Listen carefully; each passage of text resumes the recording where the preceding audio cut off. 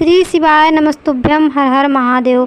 दोस्तों वीडियो पूरा देखना और कमेंट में श्री शिवाय नमस्तुभ्यम अवश्य लिखना, क्योंकि जो भी बाबा के भक्त होंगे वो कमेंट में श्री शिवाय नमस्तुभ्यम या ओम नमः शिवाय या शिव जी का कोई प्यारा सा नाम अवश्य लिखें।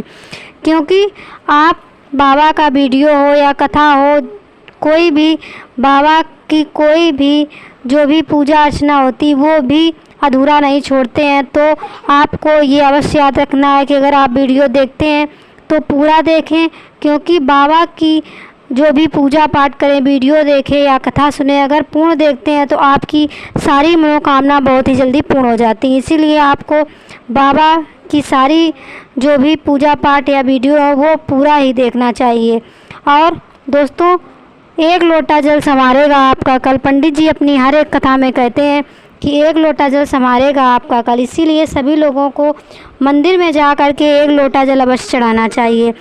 अभी तक तो आप सभी लोग एक लोटा जल प्रतिदिन चढ़ाते थे मंदिर में, लेकिन अब सावन का महीना जो कि 22 जुलाई से प्रारंभ हो गया है, तो आपको 2 लोटे बाबा के मंदिर में जाकर चढ़ाने चाहिए।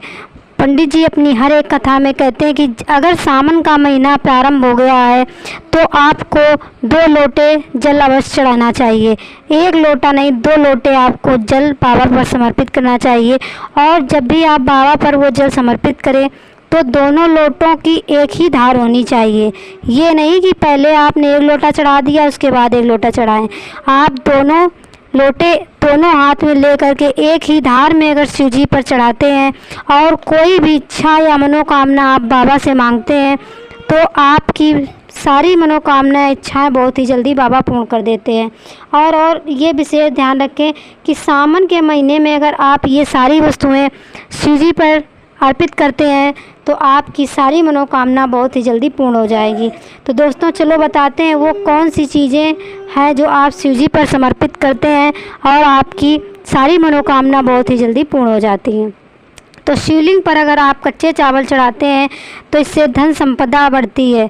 तो आपको ये विशेष ध्यान रखना है कि जब भी शिवलिंग पर चावल चढ़ाएं तो खंडित चावल नहीं होने चाहिए। चाहे आप एक चावल चढ़ाएं, पूरा सजा चावल चढ़ाना चाहिए, खंडित चावल नहीं होना चाहिए।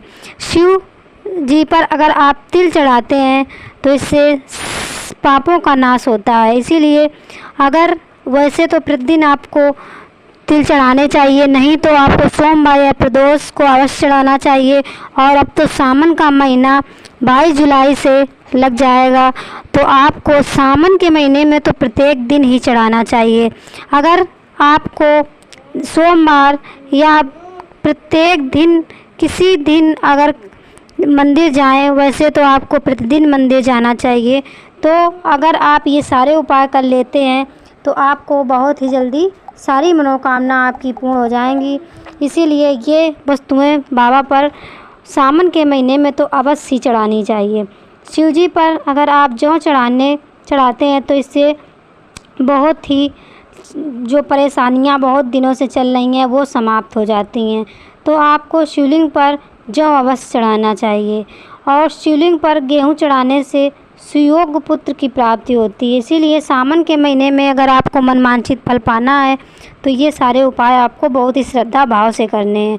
शिवलिंग पर अगर आप जल चढ़ाते हैं तो परिवार में जो भी सदस्य हैं, अगर कोई बीमार है तो वो निरोग हो जाएगा। इसीलिए आपको एक लोटा जल सावन में नहीं, 2 लोटे जल अवश्य चढ़ाने चाहिए।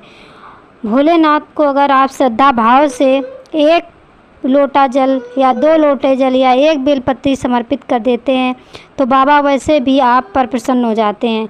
बाबा ये नहीं देखते हैं कि कौन, बस बाबा श्रद्धा भाव के भूखे हैं। इसीलिए आपको श्रद्धा भाव से ही बाबा पर पूजा अर्चना करें।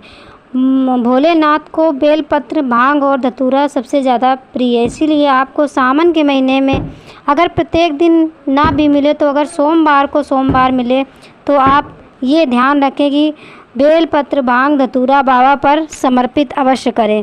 शिवलिंग पर अगर आप गन्ने का रस चढ़ाते हैं तो सांसारिक सुख की प्राप्ति होती है। इसीलिए आपको गन्ने का रस अगर 1 बूंद भी अगर बाबा पर समर्पित कर देते हैं तो इससे सांसारिक सुख प्राप्त होता है। तो आपको ये विशेष ध्यान रखना है कि गन्ने का रस आप सावन के महीने में अवश्य चढ़ाएं।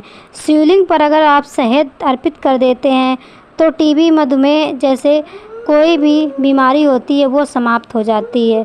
शिवलिंग पर अगर गाय का दूध चढ़ा देते हैं, कच्चा दूध, इससे भी आपकी शारीरिक दुर्बलता से मुक्ति मिलती है। इसीलिए आपको कच्चा दूध प्रतिदिन अगर हो सके तो चढ़ा दें, अगर नहीं हो सके तो आप सोमवार के दिन अवश्य चढ़ाएं, तो आपकी सारी मनोकामना बहुत ही जल्दी पूर्ण हो जाएंगी।